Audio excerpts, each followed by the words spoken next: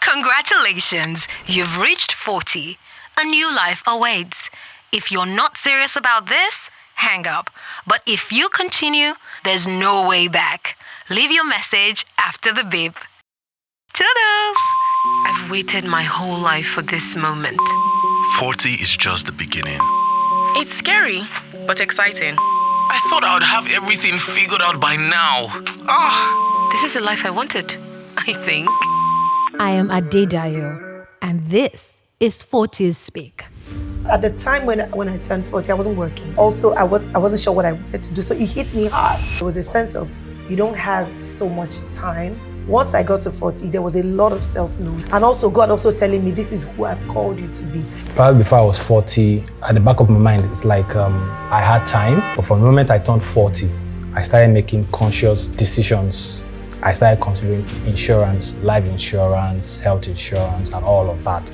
Not because I'm afraid that I may pass on anytime soon. I know most people, once you bring up the topic of will... See my face now. In this episode, I'll be speaking to two lawyers who have practiced at different capacities. They're married, but share slightly different views on the journey to the fourth floor. I'm curious to know how Ebube, a music minister and lawyer, is embracing her identity and how she dealt with the anxiety of becoming 40. It's interesting that milestone ages often stir a whirlwind of emotions. But for Philip, like most men, turning 40 is a time to strategize and plan.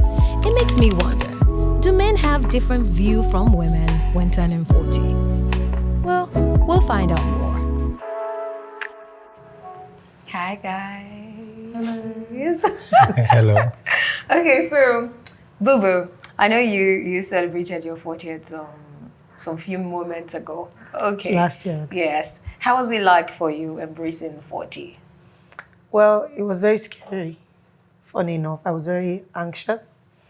I had a lot of feelings, emotions. My husband couldn't understand it because I was very anxious. I felt underachieved. I felt disappointed, like some things I should have done or things I could have been. You know, I was also very nostalgic, just looking through my life, you know. Hey, I thought I was a young girl. Am I now a woman, an old woman? You know, old. Because when you're 40, you're like, wow, old, you're old, you know. And I had a lot of young people around me, you know, so they couldn't deal with 40. I mean, that's like your grandma. 40. Oh, did they start calling you Mama? No, ma. I'm like, what is this, ma? You know, it was very emotional.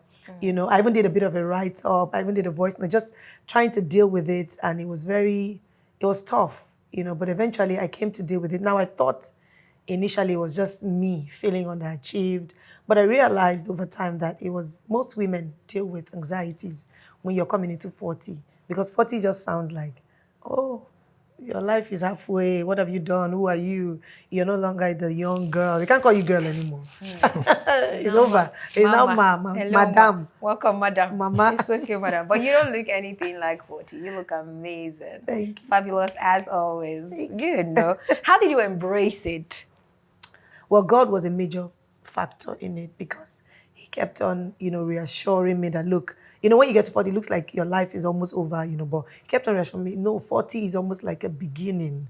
You know, it's like a new journey. It's like a new phase, you know. And if you feel like you've lost years, I will restore. If you feel like you've lost energy and time, I will restore all of that, you know. I will make it good. You know, I'll give you back those things. I'll make this, should I say, half or other part of your life better than even the one you had before. And this didn't come from me sitting down with him alone. I had a lot of people tell me those prophetic words to say, this is what the Lord is saying over you. This is what the Lord is saying. Another thing that made it very good was that I embraced my purpose. Before then, I wasn't sure what it was, and it made it worse because I'm like, at 40, you don't know what you're doing. You know, but it's as if as I came into 40, there was a glow, you know, there was purpose, there was definition. I knew what I was doing. I knew who I was. You know, I was suddenly bolder. Like, okay, this is it. I know who I am. I know what I'm supposed to do. And so those are some of the things that helped me embrace it, you know. Amazing. Now, I know that we had a chat when we were talking about this. And I was wondering, like, oh my God, almost all the men around me just don't care about this 40 thing. I first thought, why? Is it because Maybe school fails, I've not bought a house, I want to buy a house. Oh, am I going to have to write a will? All those kind of things. You're a lawyer, but we're not going to touch on the legal perspective yet. But generally, why is it different for men than it is for women? What was it like for you? What went in your head when you were 40? I guess for most men, 40 is just the next birthday you're celebrating. No big deal, really. Maybe because also, it also depends on where you are in life as when you turn 40. So for some, at 40, you are well achieved. And so you are looking for the next milestone in terms of achievement. For some, it's like, I'm 40, I still have a long way to go. But then, because every day you set new targets for yourself, you look at it, okay, I'm 40, I've not gotten my house, I've not gotten this, I've not gotten that. Probably by the time I'm 41 or 42, I will get it. So there's really no special build-up to being 40, really. So, like she was saying, maybe 9 months before she turned 40, she had already started talking about the dresses she would buy for a photo shoot, all of that. And I'm like, God, I celebrated. In fact, my 40th, if you didn't, yes, you knew it was my birthday, but you didn't know it was a milestone birthday because to me it was just a normal birthday. So there was no fanfare, there was no elaborate. I was the one more, making a build up, making a big deal out of it more than him. There was no elaborate build up to it. It just, the day came, we did what we would do, and that was it. But for her, almost a year, we had noticed. That immediately she clocked 39. But it's the same thing for me, actually. And I'm beginning to think, is it a cultural thing? See, when we all, growing up, for me, at 10, I did a birthday bash. My daughter was 10 this year, and I did a birthday for her. My son was 10 2 years ago. I think we just had a party. We did the normal birthday thing. But a lady would celebrate 10. I remember celebrating 16. I remember celebrating 21. This is like the next thing. But boys, he clocked 12 this year. He wasn't even bothered about birthday, but my daughter will sing you the song of her. I'm like, is it the way we're raising our men? Or it's just because men are just different, wired different? I guess it's a combination of both, really. But for men, I guess men look forward more to their 50th. Why? Because the woman has celebrated 40, so I should actually make a fanfare. No, because the truth again, for guys, I still consider myself quite young at 40. So for instance, my dad got married when he was 40. So you can imagine. Okay. So 40 to me is probably the 30 for you. So what's the big deal, really? Maybe when I'm 50, I can take it a bit more seriously because then I'm closer to my old age than I was at 44. As I am now, if I tell you my age, you probably think I'm many years younger, So most guys don't see 40 as a milestone to really be all anxious about. Yeah, amazing. But by the time you're 50, you start considering all that. When you look at a reflection of yourself in a mirror or in a serene pool, what do you truly see? Is it just the physical contours, the familiar features that stare back at you? Or is it something deeper? A glimpse into the essence of who you are, shaped by your dreams, choices, and experiences. For some, they begin a journey that inspires them to look inwards and live their lives for themselves. For others, it's a path of selflessness and foresight, driven by love and responsibility. So now I think you gave me a totally different perspective to understanding why maybe women feel pressured at 40 and men just feel life is, so it's the quote, life begins at 40 for men now. I think it's for me. No, but then back to that quote. It feels like a lot of people, by the time they're clocking 40, men, women, they begin to embrace their authentic self. How was that for you? Was that the trigger for you? I'm going to come back to you, Philip, on it. But was that a trigger for you? Did you really just was like, I don't care anything. I don't care what anyone thinks anymore. Let me begin to live my life now that I'm almost at the half mark. Was that what it was like for you? How did you get to your authentic self? Did you discover your authentic self at 40? After I embraced it, because when you embrace it, then you now understand what 40 brings. So after I embraced it, there was a sense of purpose and direction. There was a sense of you don't have so much time. There's a lot to do. And once you've embraced who you are, and for me, there was a lot of self-knowing. I understood myself a little more. This is who I am. This is what, prior to that time, you're forming. So you're trying to be, deal with all the insecurities and all the lack of self-confidence and all of that. Once I got to 40, there was a lot of self-knowing. There was a lot of confidence, like, this is who I am and this is who I am becoming.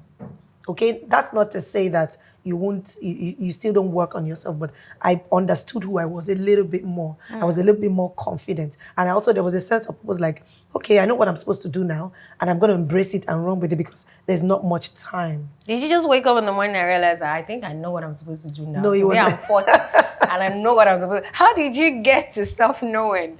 Because I'm still like wondering, self-knowing. Okay, yeah, this is part of self-knowing for me. But how did you arrive there? Did you then begin to look at your 30s years and then start to align? So it was like a process, I would say. Also because I dug in deep, because it really hit me, because like I said, in fact, at the time when I turned 40, I wasn't working. I was out of a job at the time. And also I wasn't sure what I wanted to do. So it hit me hard. Like, what? You're not even working, you're not doing anything. Who are you? So it was very painful. So I really dug deep. And in digging deep, that was the process, just trying to understand. You can't keep dancing between who you want to be. In digging deep, I got a lot of reassurance that this is who I'm supposed to be. What were some of the questions you asked yourself, self-introspection? Okay, so some of the things I did was, I didn't do all those things of what are you passionate about? Because I'm someone who I can be passionate about whatever I choose to be passionate about. I'm one of those people. I'm also a creative. So I came to the point where I realized, okay, before I come to the point, some of the questions I asked was, okay, who are you, Ebube? Who are you? And that identity statement is not what I can get into right now. But I had to decide who I was. I'll give you an example. I'm somebody who, I'm very strong, what's the word? I come across as very strong. And beautiful. Hard, And so I dealt with that. People were like, oh, you're too hard. But I came to the point where I understood, this is who I am. There's something my nature brings. That strong personality is important, and I embraced it. Authenticity. Do you understand? I embraced it. So asking those questions, who are you? And also God also telling me, this is who I've called you to be. You have this fire on the inside of you because you're a warrior. Embrace it. Warrior. Yeah. So those are some of the questions I asked. And in coming to that place of, okay, so this is why this happened to me at this time. This is why I behave the way I behave. This is why I can be forceful at times. This is why I can just get things done in a way that is so... In accepting that, there was a freedom and a release that brought so much confidence. I can't wait to experience this release. You see, the thing is, it's not just an experience, it's participatory. You need to dig deep, you need to ask questions, you need to read, you need to find out. So more or less, like, you have to confront yourself. Yes. Yourself. Yes. Like the man in the mirror. Yeah. Really, Dio, who are you? Yeah. I know that you did not have a moment because you've been living the moment like all the way through. But overall, for you, how did you also embrace your authentic self? Did you let go? Because for some of the people that I spoke with, the men, what I got was they just felt that they were no longer, nobody could really hold them down. They were now in control, more in control of their life. Like you said, 30 is gone, 40 gone. It's like that age is when I'm beginning to live my own life. Did you also just let go? This is now for me. I really don't care about what anybody else thinks. What's that for you? Okay, so in a way, really, hitting 40 meant I need to reconsider some of the decisions I make going forward. So probably before I was 40, at the back of my mind, it's like I had time. So it really doesn't matter what I do now, I still have time to recover. But from the moment I turned 40, I started making conscious decisions surrounding my family, surrounding my children, surrounding finances, and was a bit more mature in that respect. So I'll give an example. Prior to when I was 40, I didn't consider anything like insurance. But from when I turned 40, I started considering insurance, life insurance, health insurance, and all of that. Not because I'm afraid that I may pass on anytime soon, but just so that you don't want to see your 10-year-old who is relying on you financially at this point, and God forbid, now under 5 years you pass on, and then the way they know life now significantly changes because the breadwinner of the house or whatever is no longer available. So decisions like that now becomes very conscious in my mind as to what I need to do to secure the future for my family and for myself. So those were the radical changes I felt entering into 40 that was just nothing to consider before I was 40. When I die, scratch that. If I die, God forbid, ya. Conversations around estate planning and writing a will on this side of the world can often bring gloomy air, but they hold the potential to be both enlightening and empowering. As a lawyer, Philip helps us understand these essential topics, answering the pressing questions of why and how they bring peace of mind to us and our families. That's absolutely so true. I like the insurance part that you raised, and I'm sure a few other things. I'd like to know some of the legal must do. You're a lawyer. Madam, you're a lawyer too. Okay. But there's lawyer and there's lawyer. Okay, you're right into the practice, everything. What are some of the things that you must note or people should note as they, achieve that milestone 40? Okay, so from the legal point of view, once you turn 40, either male or female really, you should start thinking about your financial future. And one of the best ways to do that is to get an insurance. So that in the event that, whatever lifestyle you are used to now, even in your absence, the insurance can ensure that continues. That's critical really. And then the next thing is to consider a will. I know most people, once you bring up a topic of will... See my face now. Like, who wonder? I just clocked 40. Why are you telling me about will? I'm still young. Yeah, Let's have that will conversation. The number of us don't... Even people beyond 40, 50, people die, pass away in this community or in this side of the world without any estate planning. Let's talk about that a bit more. Okay, so... Why is it important for me to do it now? Even if I feel I don't have anything. Okay, so the reasons why most Nigerians, if I use the word, are skeptical about will is because of their lack of understanding of what will entails really. So if you approach a lawyer, say, I want to plan my estate, that's basically what it is, estate planning. There are pretty much various options to consider. So a will basically is you documenting how you want your estate to be run in your absence. So what that means in summary is that a will kicks off once the testator is dead. However, you do not necessarily have to wait till you are dead for your estate to be administered. And so there's another option that we call a living trust, which in my opinion, I would advise to people between their 40s and maybe 60s. And then what that means is the same thing. So you have 3 houses where you're getting rent from. You have monies in dollars, pounds, whatever. You just have assets. Now, what you can decide to do even while you're alive is to say the rent that is coming from your property in Lekki can go towards the upkeep of your first son. The rent coming from your property in Yaba goes to the upkeep of your daughter. And that is administered even while you're alive. So what it means is that you're actually practically running your estate even while you're alive, just with instructions as to what should be done. Now, if you then pass on, maybe 10 years from now, 20 years from now, that trust still continues.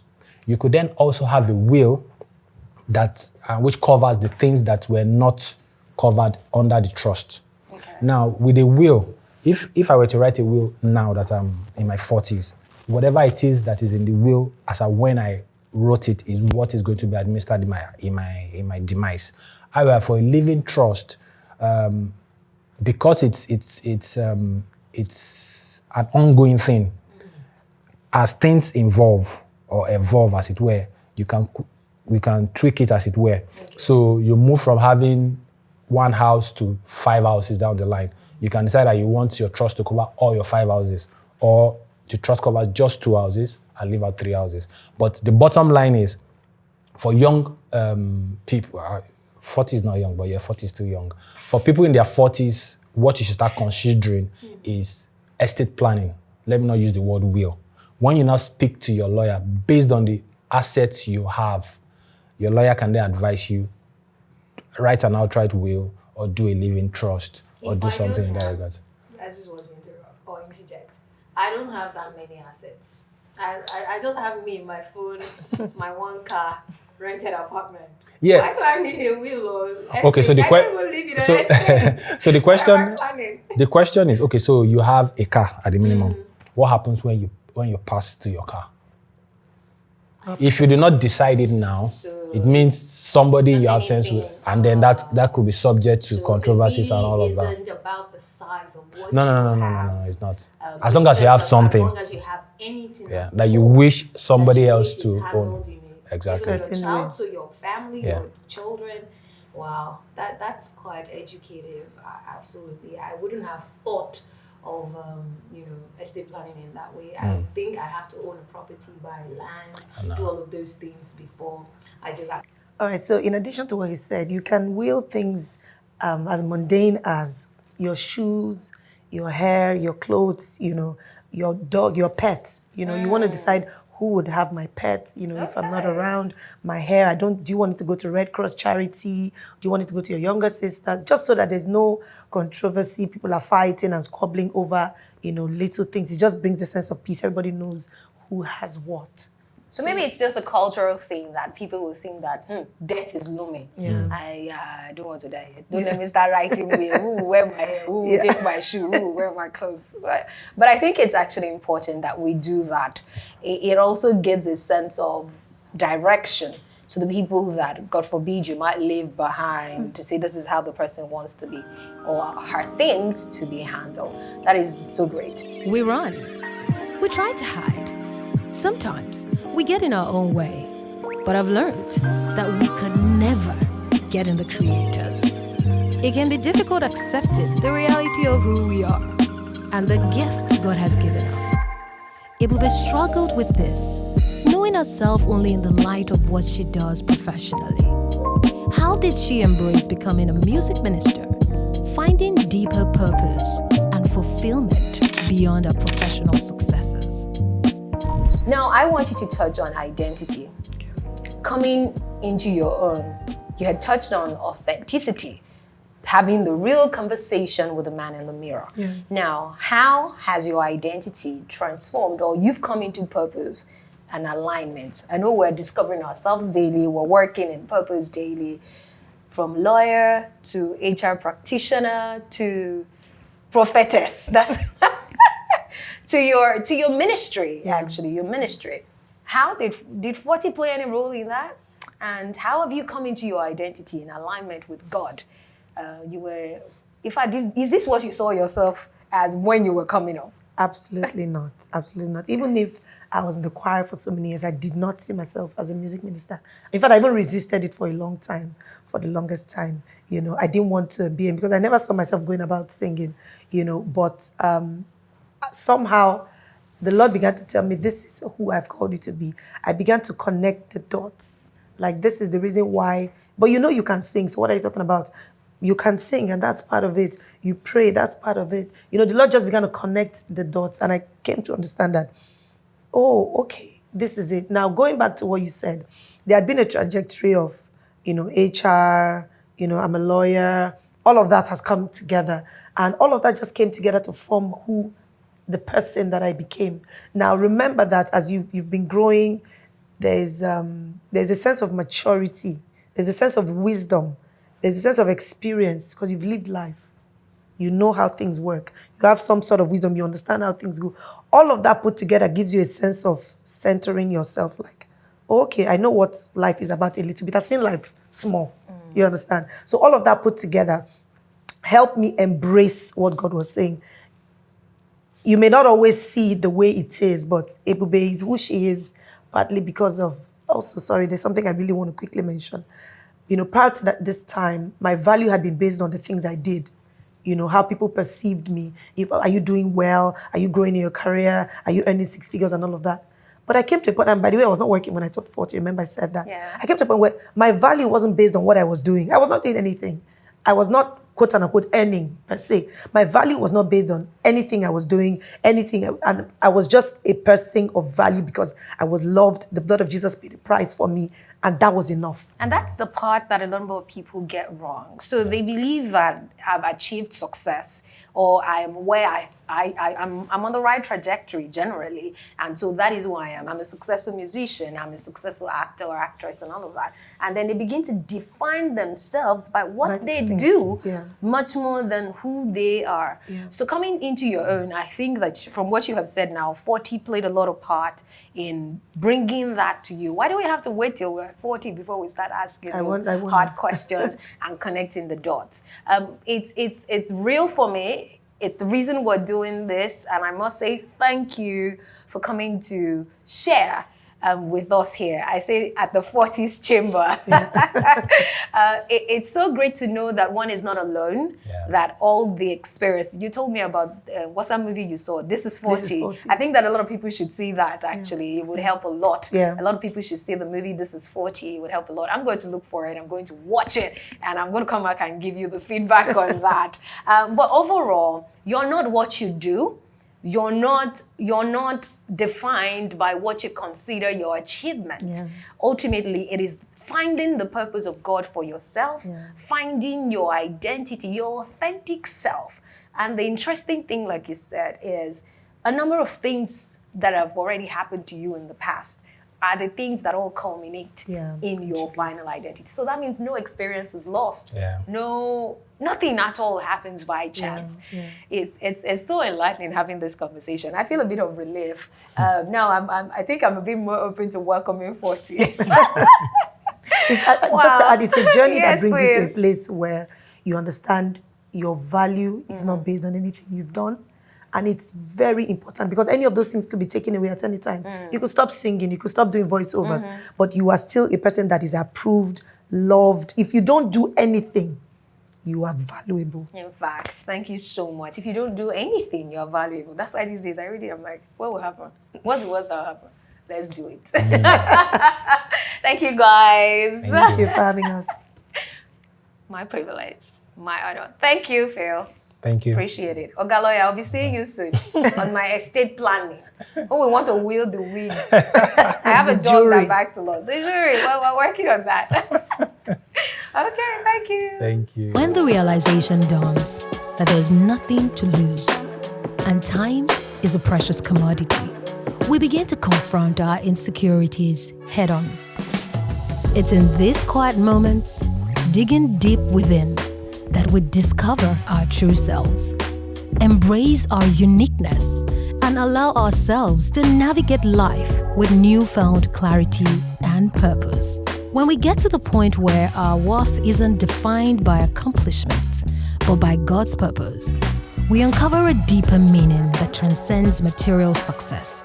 We embrace the journey of self-discovery and let it guide us towards a fulfilling and purposeful life.